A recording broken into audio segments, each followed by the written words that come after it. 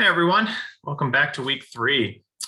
So our topic is going to be aquatic biogeochemical cycling. And so I'm going to define what that is in a moment.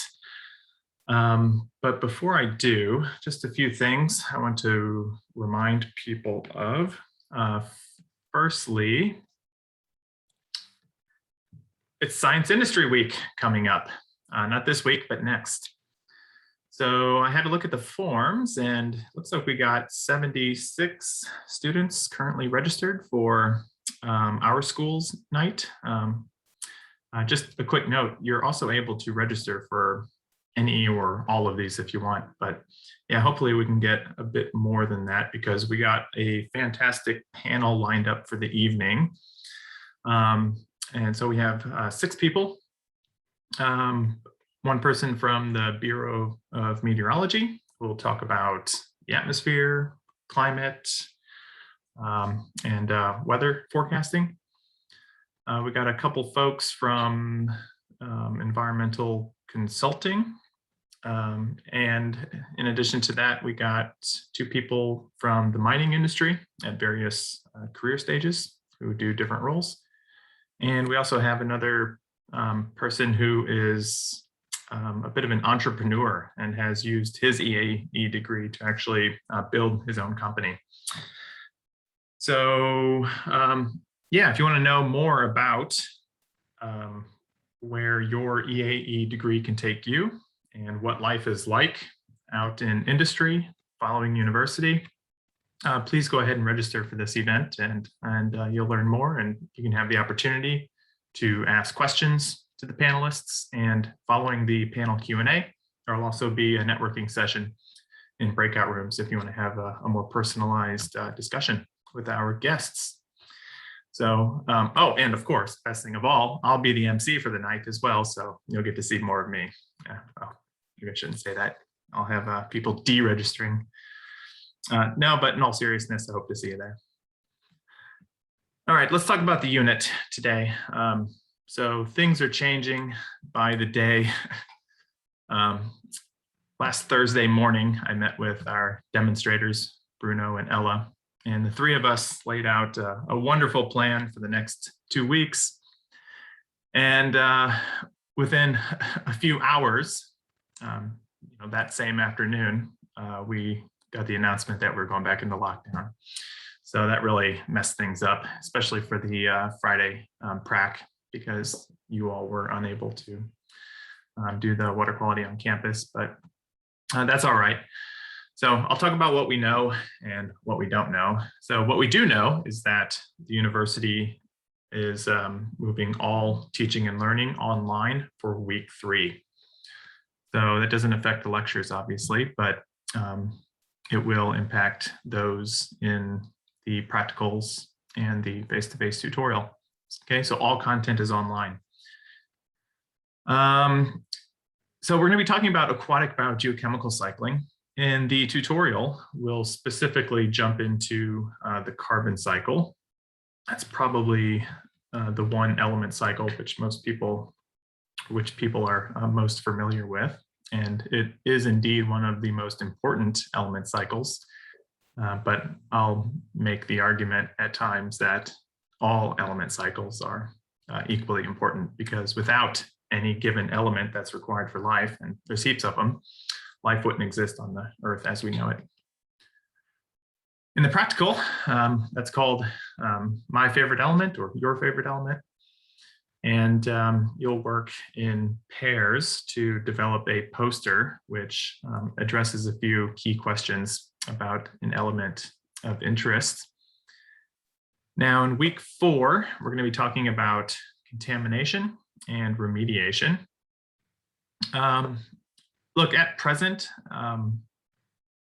this is supposed to be face-to-face, right? Because the lockdown will end this Friday, but I think based on the past and what we've seen with previous lockdowns, I highly doubt that'll be the case.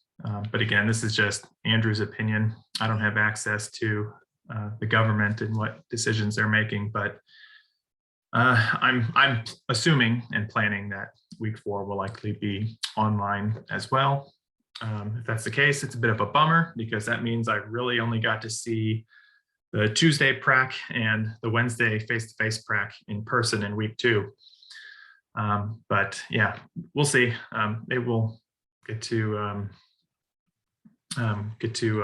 teach and learn together later on in the semester, perhaps if the field trip runs. But again, that's all up in the air due to the unfortunate situation with COVID and the restrictions that we have. So I'll do my best to keep the communication up. But yeah, this is where things stand right now. All right, so yeah, next week. In the tutorial, we'll do something that's referred to as a concept map, where we'll look at 10 different contaminants, and then you'll address 3 key questions about each one. And in the practical, there will be presentations. So these presentations are going to be within small groups, the breakout rooms. And there will be a peer assessment associated with that. And based on who scores the highest at their table, there will be the opportunity for you to present to the entire class. And we'll throw in some bonus points for those folks as well to make it a bit more competitive, but also to reward those who stand tall and really shine. All right, so after this, that'll conclude my part of the unit on water and water quality. In weeks 5 to 8, Vanessa will be taking over, and she'll be covering soils.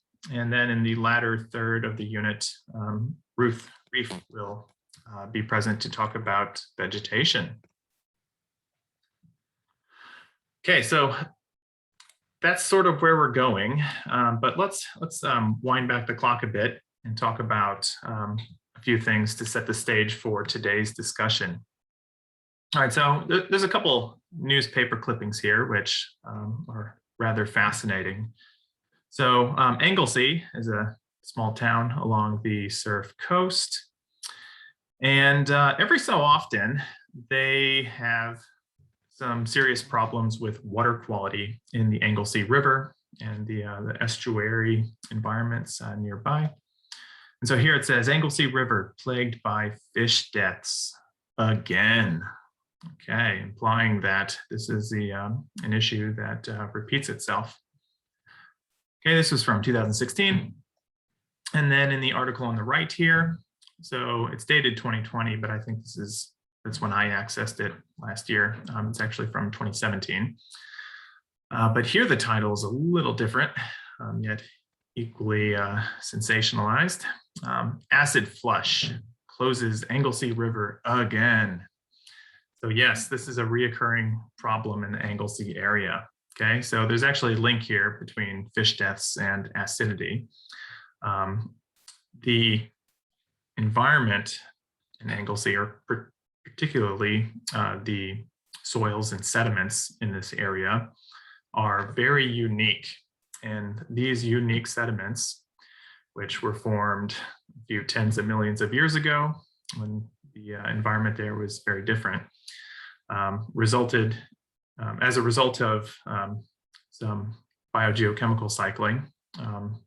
There were some particular iron and sulfur minerals formed, which now at the present, when they get oxidized, they tend to generate heaps of acidity, and that can lower the pH of the water, which is very harmful to aquatic life. But we're going to jump into this in a bit of depth in today's lecture. Okay, so right, so what causes some ecosystems to be acidic? Well, this can vary depending upon a lot of parameters for any given environment. But around coastal Australia and near Anglesey in particular, this is often caused by acid sulfate soils. So I won't go into these too much because I'm sure Vanessa will. This is a topic that she's quite fascinated in. But Australia is unique in many ways. But when it comes to acid soils, there are heaps of these things around Australia, particularly around a lot of coastal environments. And essentially, these soils contain iron sulfide minerals, which tend to be black in color. Now, these tend to form in deep, waterlogged, organic-rich sediments where there's very little oxygen.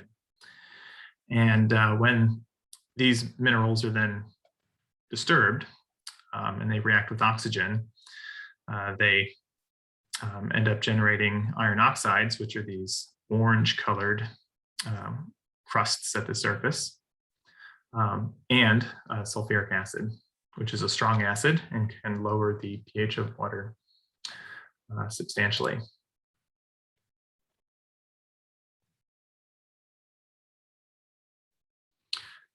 So what we're going to do is take a virtual field trip down to Southside Beach, as well as Demon's Bluff, which is along the surf coast between Bells Beach and Anglesey. And so, oh, hey, that looks kind of familiar, that picture there.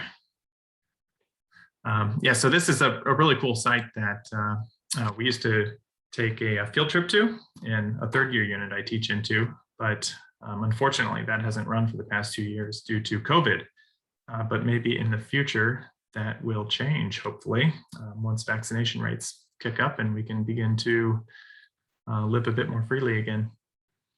But we're going to go down there and I'll tell the story about how some of these ancient sediments formed and what's happening to them now in the modern day and how that impacts the aquatic environment of the Anglesey River and why that leads to things like the fish kills and acidity.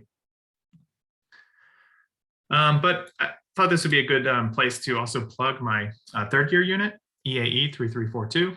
So this is environmental cycles on our living planet. And so the general topic today is going to be on biogeochemical cycling or environmental cycling. And if this information fascinates you, I would highly encourage you to take this unit. Well, I should update this.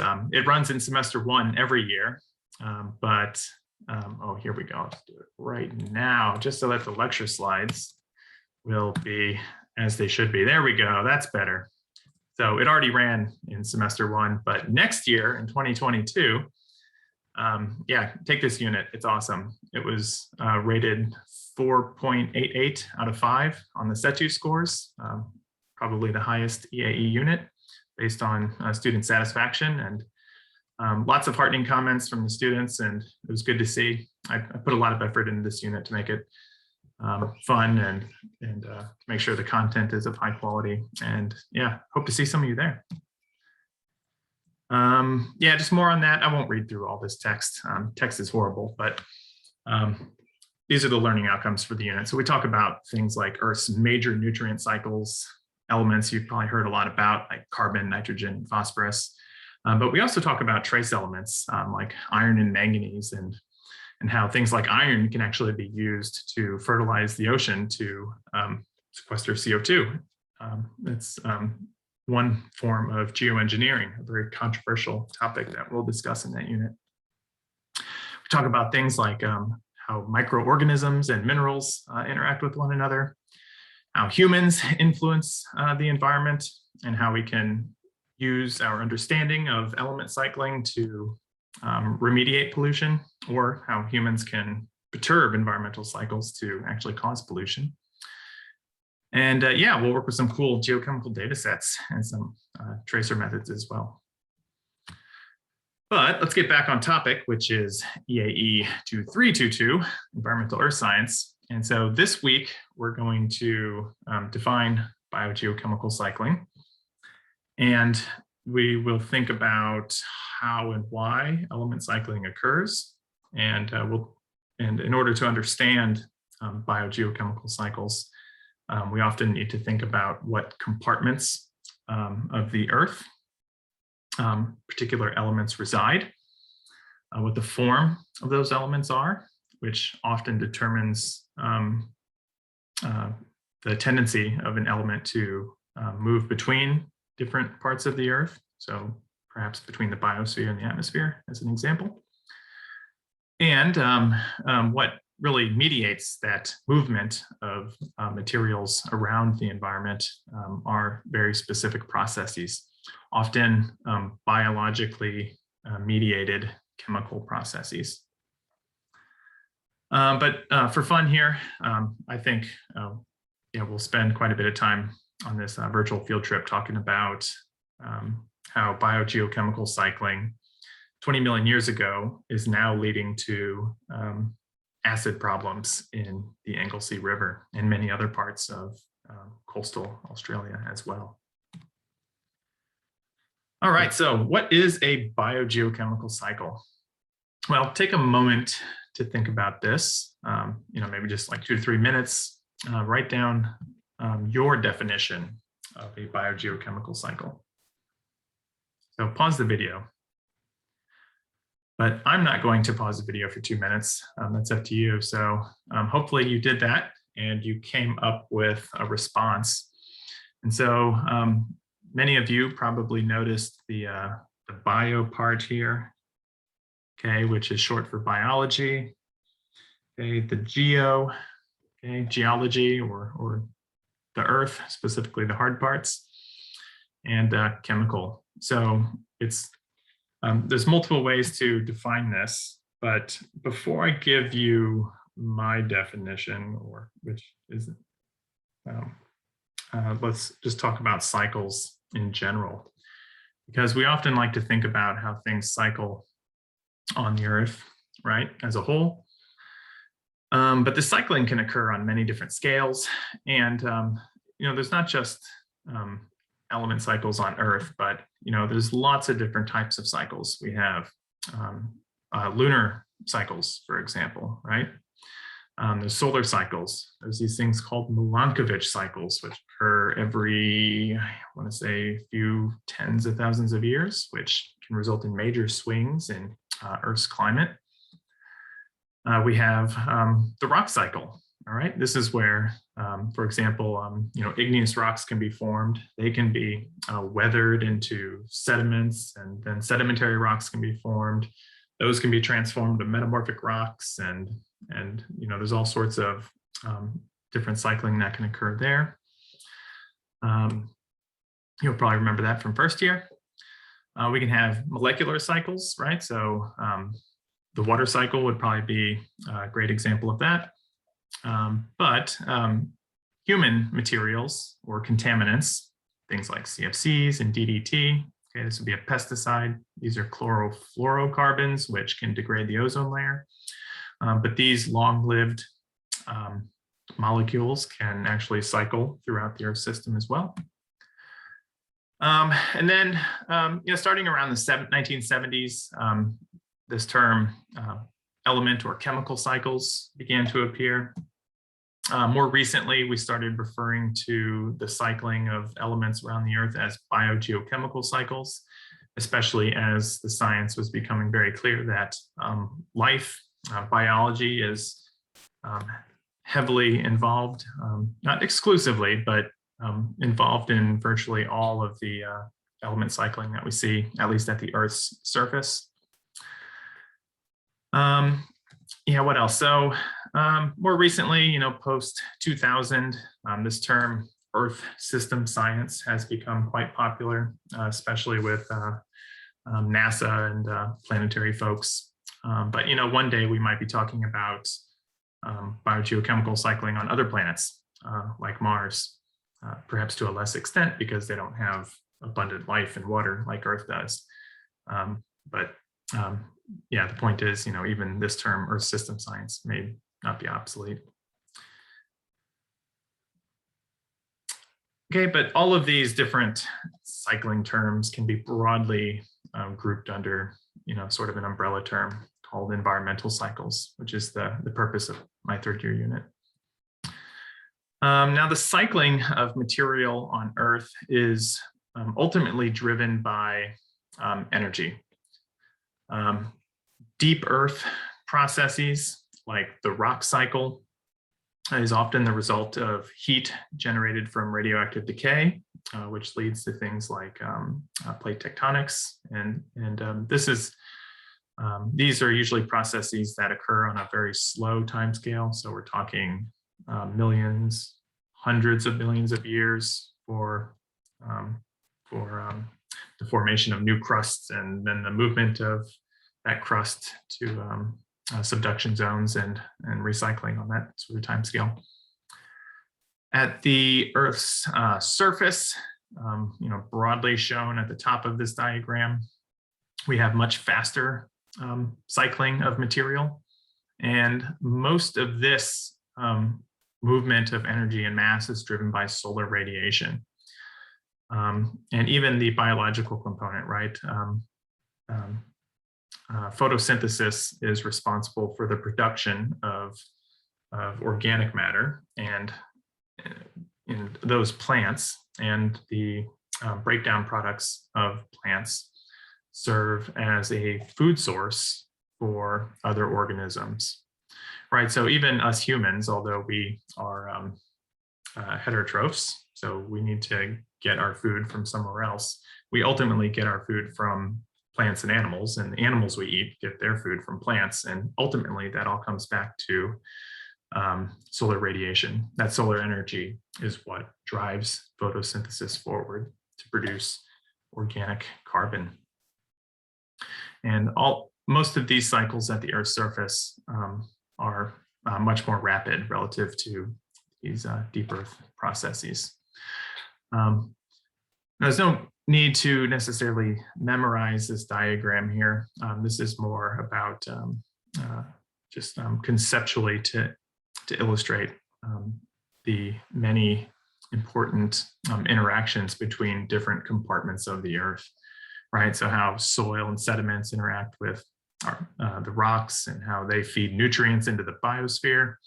And of course, the biosphere interacts with the atmosphere through respiration and photosynthesis. And yeah, it's all connected in one way or another. Okay, so coming back to our definition, what is a biogeochemical cycle? If I had to put a definition on it, I would say it's the abiological or biological recycling of an element, molecule, or substance between various compartments of the Earth. Or these compartments would be like the atmosphere, the ocean, the land, which can be the rocks and soils and everything else associated with that. And how this all occurs over quite immense spatial and temporal scales, right? So oftentimes, and if we think about scale, we can think about whole Earth processes like perhaps ocean and atmospheric circulation. But oftentimes, much of the movement of material on Earth is ultimately driven by molecular level processes. I mean, even things like our two key metabolisms, photosynthesis and respiration, these are ultimately driven by molecular machinery within cells. And that might be small, but when it's multiplied by the billions or trillions of organisms on Earth, that results in a lot of material that can be recycled. There's also a temporal component as well. So as our planet has evolved over its 4.5 billion year history, so too have the pathways in which elements are cycled. So if we looked at the Earth, say 3 billion years ago, it might look very different than what it does today. And so 3 billion years ago, there was no oxygen in the atmosphere or in the oceans. And at the Great Oxidation Event, when photosynthesis really began to proliferate, the oceans rusted. And so the cycling of iron changed dramatically. There used to be dissolved iron in the ocean, and now most of that iron has precipitated. And that's a good thing for Australia because we have great amounts of mineral wealth, such as the iron ore banded iron formations in WA. Now, when we think about a biogeochemical cycle, though, it often is, because these cycles are so complex and they involve, essentially almost every part of the Earth system. Sometimes it's very helpful to break it down into what we'll call compartments are involved. Okay, so you can think of compartments as being sources and sinks for elements. So the atmosphere, for example, is an environmental compartment, right? And there we would find carbon dioxide. And humans are treating the atmosphere as our sink for CO2. But then that carbon dioxide can be taken back up by plants or absorbed by the ocean. And it's important to think about the form of elements as well in those different compartments. So is your element of interest an ion, a molecule, a mineral, or a gas? Depending upon its form, that will determine its tendency to potentially be mobilized into or cycled through another compartment of the Earth. And ultimately, it's processes or fluxes of these elements that move them from one compartment to another, often through changing its form. So this sort of an abstract way to think about it. So perhaps it's better to think about it with a specific example. So let's do nitrogen, because we've touched on nitrogen in the past few weeks, but we haven't really gone into detail about how it can be cycled throughout the whole Earth system. But if we were thinking about the compartments of the Earth where we find nitrogen, well, we could think about the atmosphere, the hydrosphere, so lakes, ocean, the biosphere, nitrogen within cellular structures like DNA and proteins. So algae would be one organism which would have relatively high amount of nitrogen, certainly more than relative to, say, trees, right? If you remember those carbon to nitrogen ratios from week 2.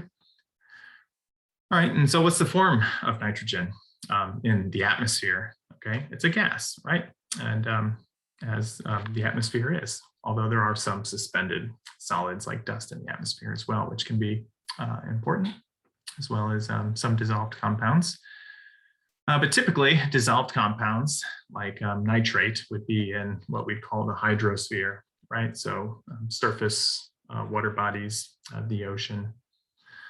Rocks and minerals, that's a good question.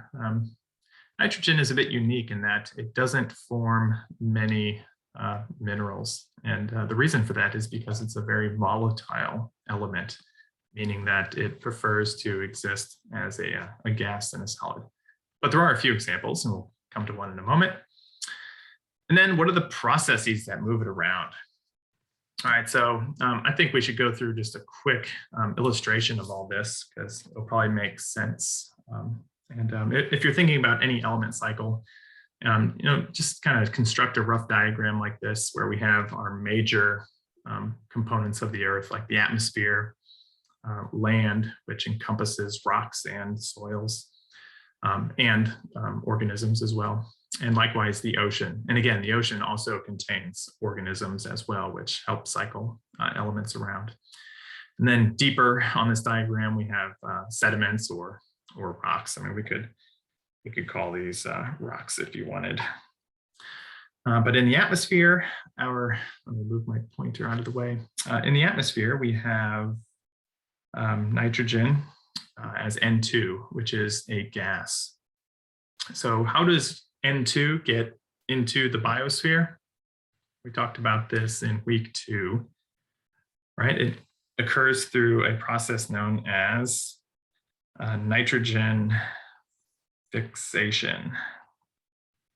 And remember, this is a process that's mediated by bacteria, which convert N2 to ammonium. Humans do this as well, but we do it through synthetic means. We can't naturally fixate nitrogen, but bacteria can. And so that's one way in which nitrogen in the atmosphere is removed and incorporated into the biosphere. Because if we have our wonderful little tree here, this ammonium can be assimilated into that tree to form DNA and other biological components. Whenever the tree sheds litter like leaves. Okay, those leaves can fall onto the ground, and whenever they decay, so they'll be in the form of organic matter, but there'll be some trace nitrogen in there as well. During the respiration or the breakdown of this organic matter, some of that nitrogen can be released. This process is called ammonification. So our organic nitrogen is released back as ammonium. So what happens to this ammonium? Well, it could be taken back up by our plants. And if that's the case, then we have a lovely internal nitrogen cycle, which is occurring where ammonium is taken up by plants. When plants die or shed litter, that's broken down and it just continues. But sometimes bacteria will convert. Hold on, I tapped my iPad in the wrong way. No.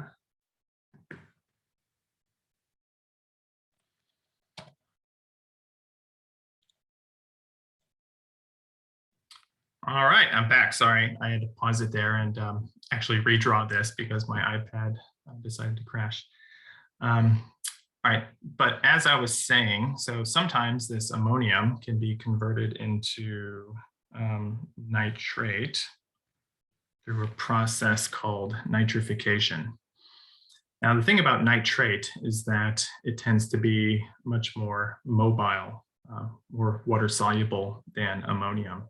And the consequence of that is that it can be transported into water bodies. If it gets into rivers, ultimately it can make its way all the way into the marine environment or the ocean.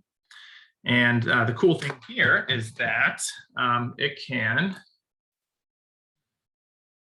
so once nitrate gets into the ocean, a number of things can happen. It can be assimilated into organisms like phytoplankton. Bacteria can convert this nitrate back into ammonia through a process called dissimilatory nitrate reduction. Or, as one process you would have seen in your week 2 tutorial, nitrate can be converted into nitrogen gas through a process called denitrification.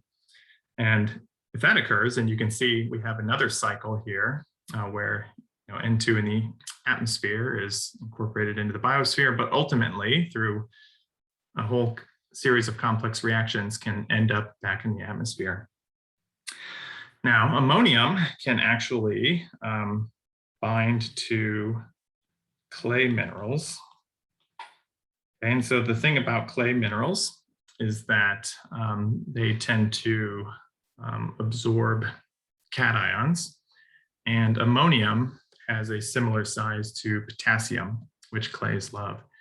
And so as a consequence of this, nitrogen can actually enter into what we would call, a long term cycle where over, say, millions of years, as ocean sediments become subducted into the deep earth, this nitrogen can actually go all the way down into the mantle. Or some of it can be uplifted back to the surface, where these nitrogen containing clays or rocks can be weathered and ultimately release that nitrogen back into the soil.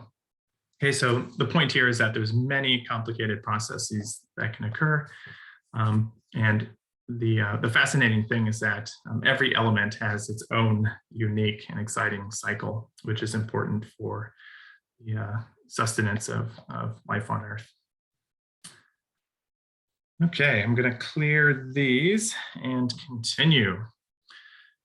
Now, there are heaps of natural processes which can cycle all of the elements on Earth.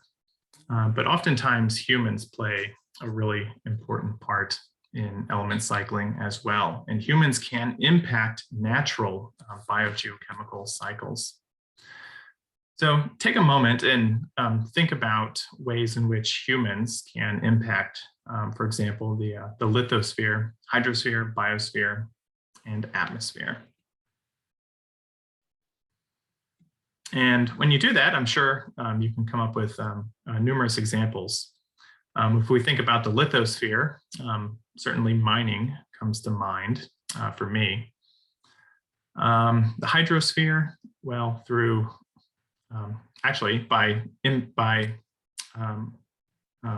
activities such as agriculture or deforestation, we can impact the biosphere. But as we discussed in week 1, that can then have consequences on water quality or the hydrosphere.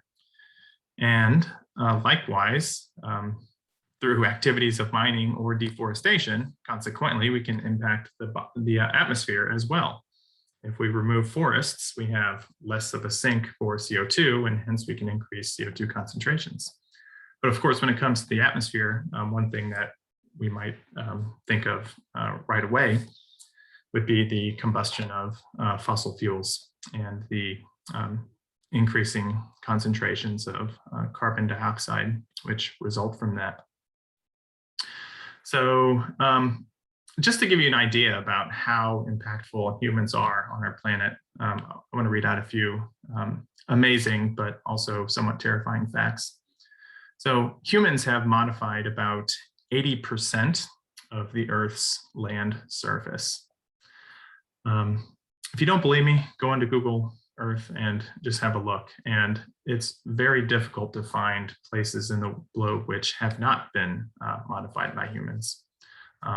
Almost the entirety of Europe and North America and huge swaths of South America have been deforested for agriculture to feed our growing population. Humans move more rock and sediment than all of the world's rivers combined. The next example is relevant to this picture here because humans make more sulfur dioxide than all of the Earth's volcanoes combined. Okay, so sulfur dioxide is a byproduct of burning coal, which contains trace sulfur. That's bad because it generates something called acid rain. And here's a fun one relevant to the discussion on nitrogen last week. There are over 40 lightning strikes every second on Earth. So every second that goes by somewhere on Earth, there's at least 40 lightning strikes. And these lightning strikes make 13,000 tons of nitrate per day. Okay, so when there's a lightning strike in the atmosphere, it actually binds nitrogen and oxygen gas to make nitrate. That it eventually rains down and does help fertilize some parts of the Earth. So 13,000 tons of nitrate per day, it sounds like a lot, except for the fact that humans make twice that amount through the Haber-Bosch process. Okay, so we talked about that in some detail last week, right? All right. So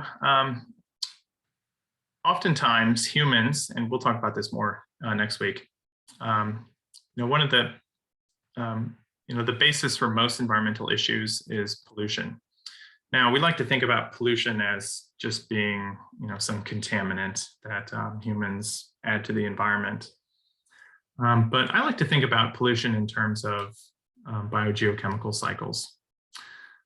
Because if we think about all of the material on Earth, all of the atoms present today have always been here for the Earth's 4.5 billion year history, except for perhaps a few meteorites that have rained down on Earth over the years, and perhaps the escape of some light elements like hydrogen and helium. But for the most part, the total mass on Earth hasn't really changed. And so all that really changes is where these atoms are and how they move around. And so if we think about arsenic as a contaminant, all of the arsenic atoms on Earth have always been here. But it just so happens that they tend to be located in places where they don't have a negative consequence on organisms. But through human activity, for example, we can concentrate arsenic in places where it shouldn't be, and in other words, impact the natural arsenic cycle. And by impacting that natural cycle, humans can essentially cause pollution. And so if we think about it like that, remediation would simply be the bringing of a natural biogeochemical or environmental cycle back into balance. And so this process will, these concepts will be important for our discussion on contamination and remediation next week. All right, so what we've done so far is we've talked about biogeochemical cycling, and what I hope to have conveyed is that in order to think about these very complex cycles, it's often really useful to compartmentalize it and break it up into specific parts of the Earth system that are involved in the movement of any particular element, and to think about the form of the element in that environment, because that'll determine what process may move it to another part of the environment. So in the case of nitrogen, for example, whether you have ammonium versus nitrate will potentially impact on what happens to it next, because nitrate is very soluble, it can be mobilized, it can be converted back into N2 gas where it goes into the atmosphere. Whereas ammonium is a bit stickier, so it sticks to soils, it tends to be recycled in the biosphere, and it can also stick into clay particles, which cause it to be ultimately removed from the surface of the Earth. And of course, humans in virtually all elements, biogeochemical cycles, humans play an important role there as well.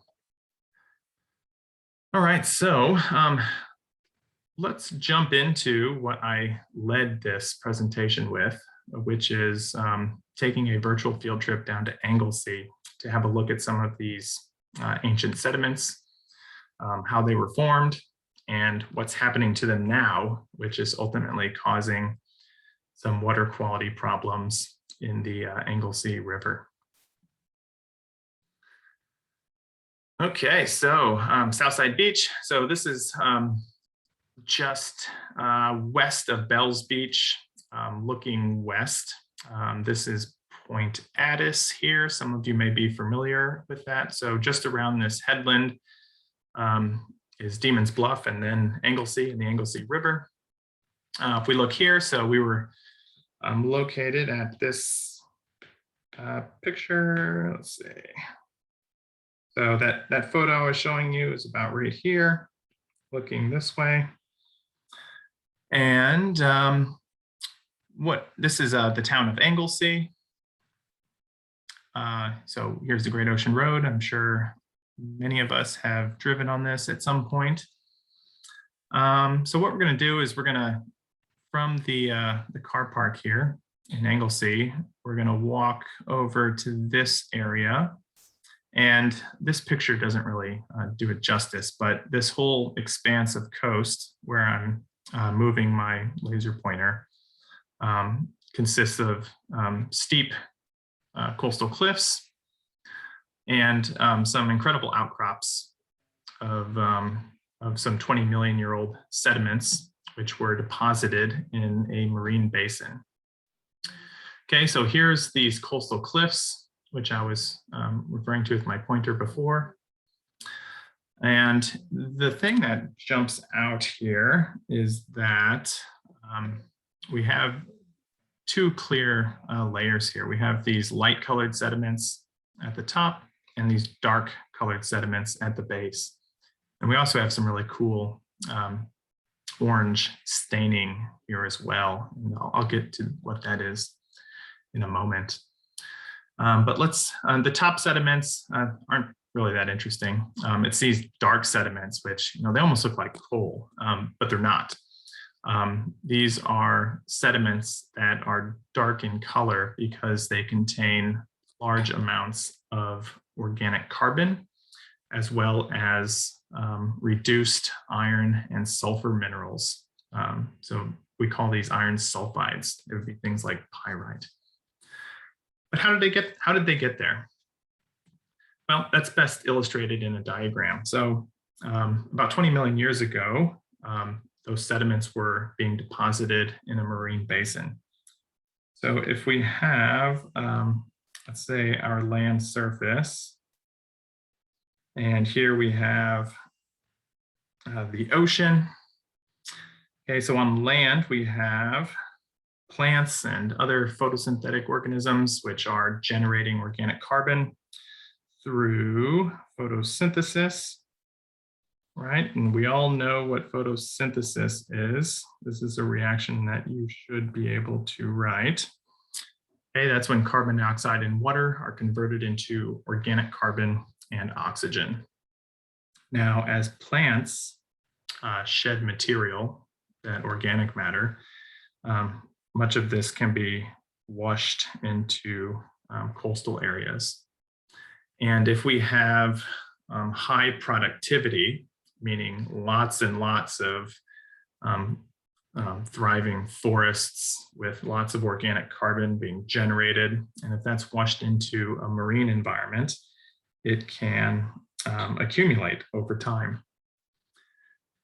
Now, when we get organic carbon accumulating in aquatic environments, what can happen? So if we think back to our eutrophication example, eutrophication, although we like to think about the nutrients as being the real cause for the real problem is respiration when excess organic carbon is added to an aquatic system. Okay, so all of this organic carbon can be respired. So respiration is essentially the opposite of photosynthesis. So this is when organic carbon is oxidized by O2 to form carbon dioxide and water. So as we know, if we have high rates of respiration, we can consume O2 rapidly and we can then thus have conditions with very low levels of DO.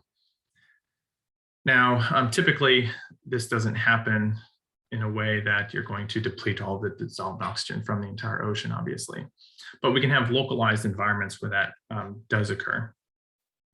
Particularly if we have deep sediments with organic carbon that gets buried, because deep in the sediment, sometimes the rate of respiration can be greater than the rate of oxygen diffusion back into that sediment. And the consequence of that is that the dissolved oxygen in pore water in these sediments can become very, very low. So what do you think would happen to all of this organic carbon if there's no oxygen present? Do you think the organisms will just stop respiring the organic carbon and die? No, of course not, because life always finds a way.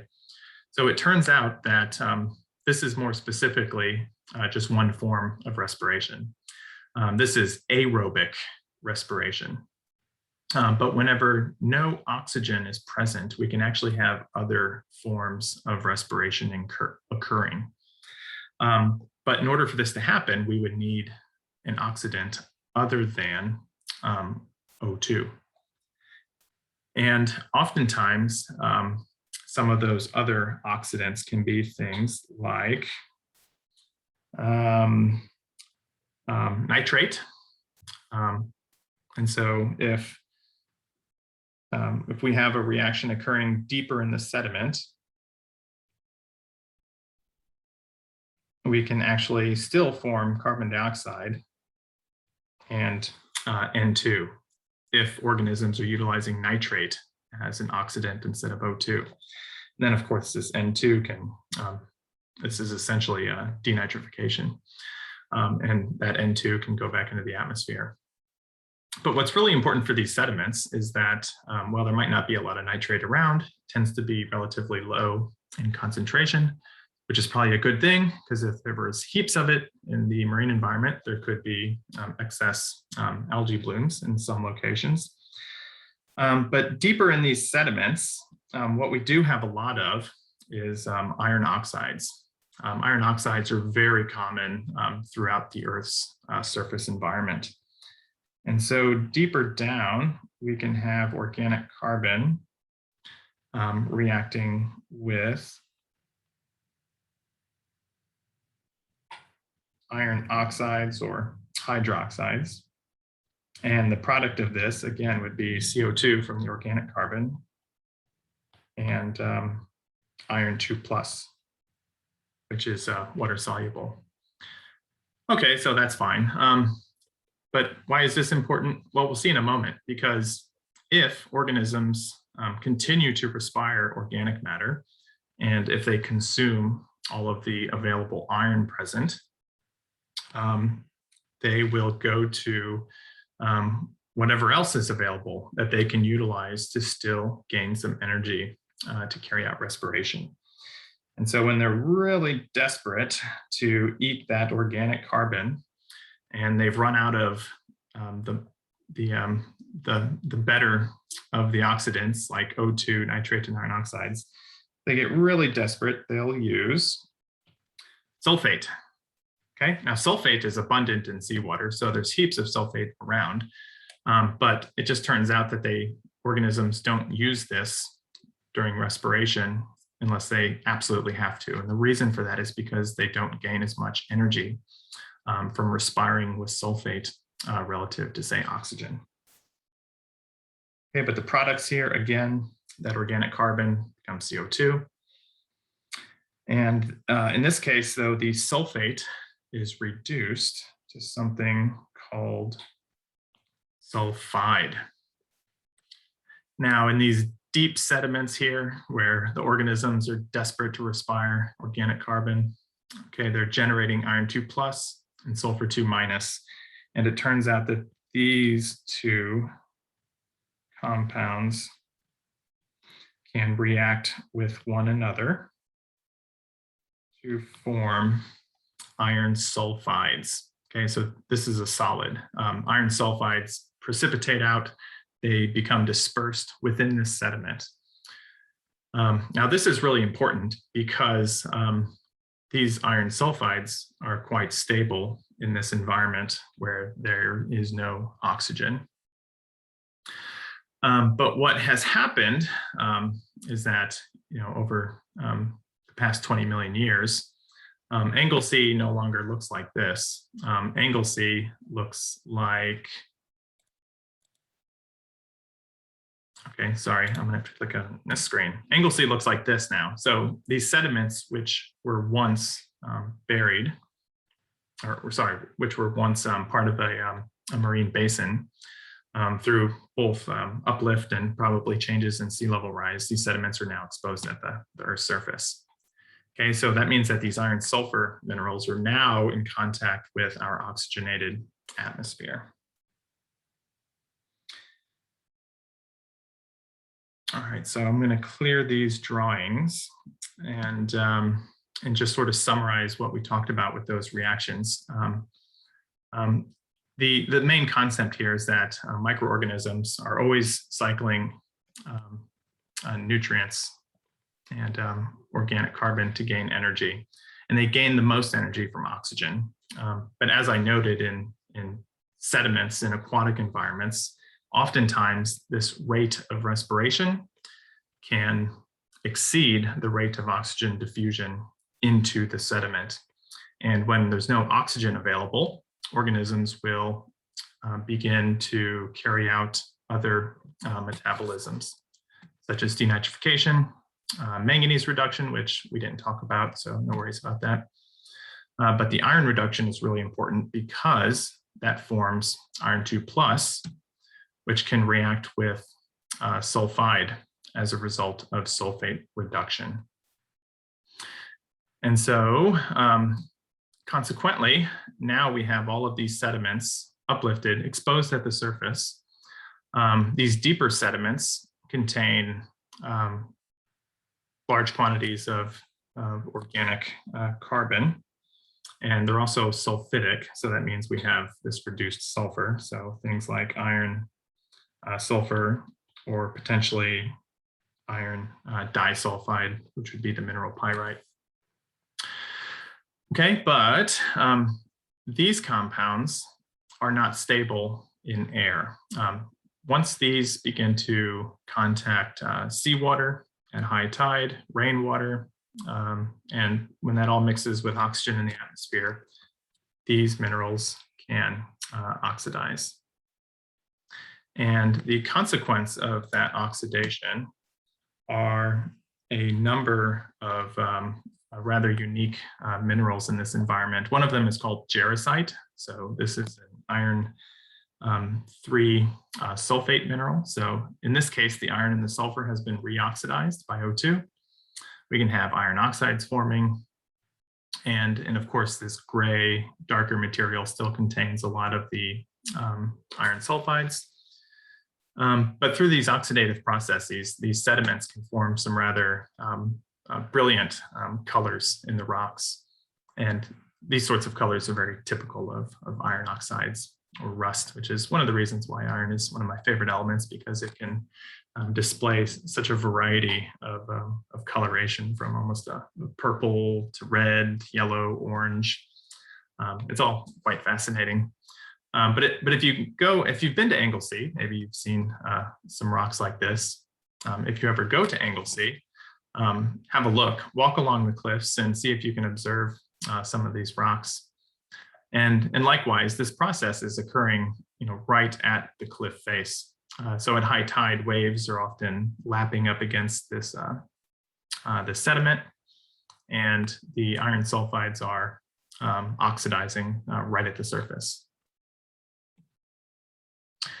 So here's just another example. So this is the beach sand. And again, at high tide, water is in contact with these sediments. It's oxidizing the iron and the sulfur and generating essentially just rust. But it's not just the rust. Well, rust isn't a problem at all. Rust is fantastic. But it's the sulfur that can be the big issue. So if we look at this diagram, this is essentially turned the other way from that redox gradient that we showed before with all the different respiring metabolisms. In this case, all of these minerals, which were ultimately formed, the iron sulfides, which were ultimately formed as a result of the decomposition of organic matter, which is fossil sunlight in one sense, these are now oxidizing. Okay, and this is a stepwise process. The sulfur gets oxidized, the iron 2 gets oxidized. Various minerals can be precipitated, like jarosite. This can be transformed to iron oxides. So no need to memorize these reactions. I know the chemistry can be intimidating if you're not a chemistry major. So it's not about memorizing these reactions necessarily, but rather to highlight the range of chemical processes that are occurring once these iron sulfide minerals come into contact with oxygen in the air and water. And what you'll see from all of these, or most of these reactions, is that there is H+ being formed. Okay, so these processes are actually generating H+. And so what happens when the concentration of H+ increases? Okay, what happens to pH? It goes down. Okay, it becomes more acidic. And as we know, that creates problems for aquatic organisms.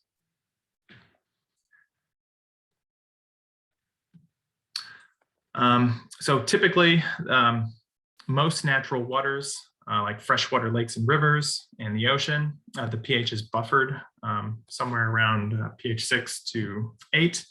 It's only in extreme environments when we see very low pH values. You might say, oh, rain is very acidic. And yes, it is, because there's dissolved acidic gases like CO2 and sulfur dioxide in there.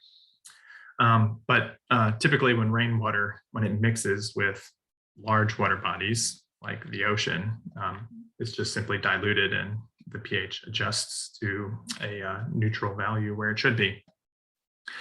It's only in extreme environments where we see very acidic conditions. And so we talked about acid mine drainage before. This is when humans can disturb iron sulfur minerals that are typically just fine in the subsurface where there's very little oxygen. But as soon as they come into contact with the air at the surface, which has O2, they rust. Now, the rust, that's the product of the iron, not a problem. Rust is not toxic, but the product of the sulfur is sulfuric acid. And sulfuric acid is a very strong acid.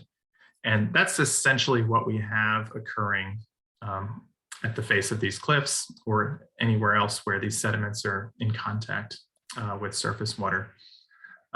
You can see the rust here. It's pretty much the same process.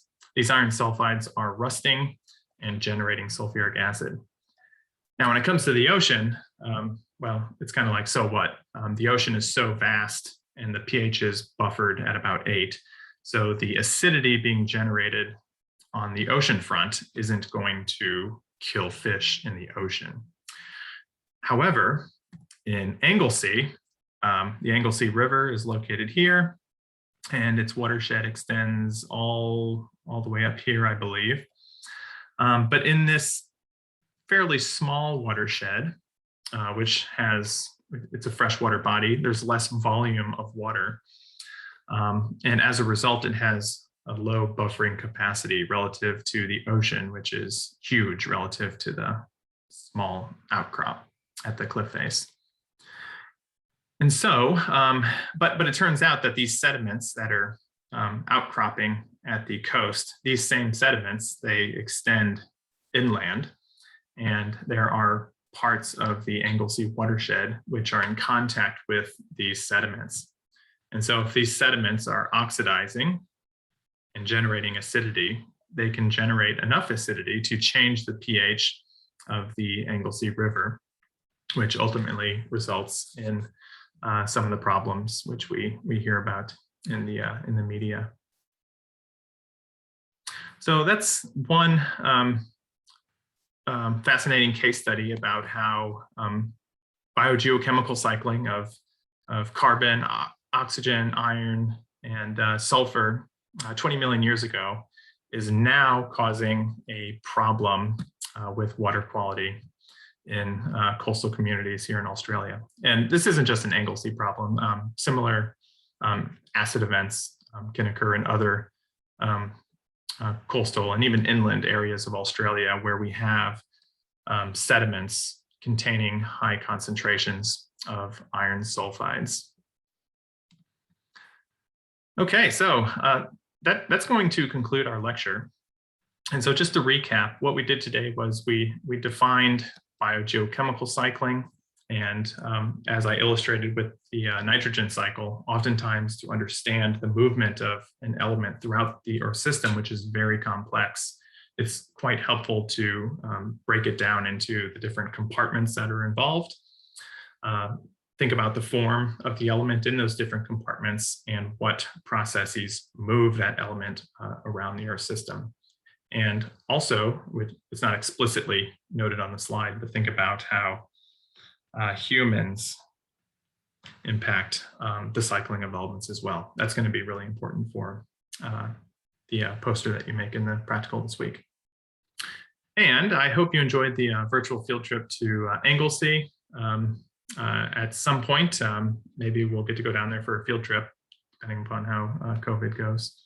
But otherwise, if you're ever in that area, have a walk along the beach, take a look at some of the sediments and think about some of these cool biogeochemical processes that are occurring there and how they result in different colors that you see in the sediments and the rocks. All right, so I guess I will see you at the tutorial for your practical session and/or practical session this week. Again, they're going to be on Zoom. because everything's online in week 3. So I'll see you then. Cheers.